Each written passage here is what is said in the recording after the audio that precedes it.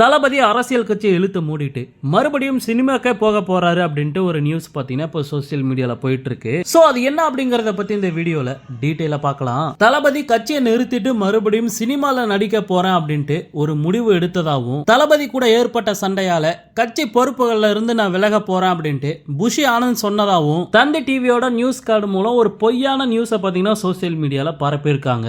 நாடாளுமன்ற தேர்தலுக்கு முழுசா இன்னும் 10 நாட்கள் தான் இருக்கு. சோ எல்லா அரசியல் கட்சிகளுமே தீவிரமான பிரச்சாரத்துல இருக்காங்க. இதுக்கடையில சில பேர் தளபதியோட கட்சியை பத்தி ஒவ்வொரு நாளும் பொய்யான நியூஸை சோசியல் மீடியால பரப்பிட்டு இருக்காங்க. தளபதி பாஜகவுக்கு ஓட்டு போட சொன்னாரு அப்படின்ட்டு ஒரு பொய்யான நியூஸை போன வாரம் பாத்தீங்கன்னா பரப்புனாங்க. இப்போ தளபதி கட்சியவே நிறுத்த போறாரு, புஷி ஆனந்த் கட்சியை விட்டே வெளியே போறாரு அப்படின்ட்டு ஒரு பொய்யான நியூஸை பரப்பியிருக்காங்க.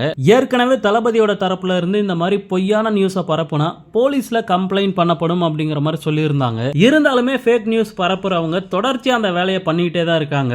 சோ உடனடியாக தளபதி இதுக்கு ஒரு முற்றுப்புள்ளி வைக்கணும். இப்போ தளபதி கோட் படத்தோட ஷூட்டிங்ல ரொம்பவே பிஸியா இருக்காரு. ரஷ்யால இறுதி கட்டமான படப்பிடிப்புகள் நடந்துட்டு இருக்கு.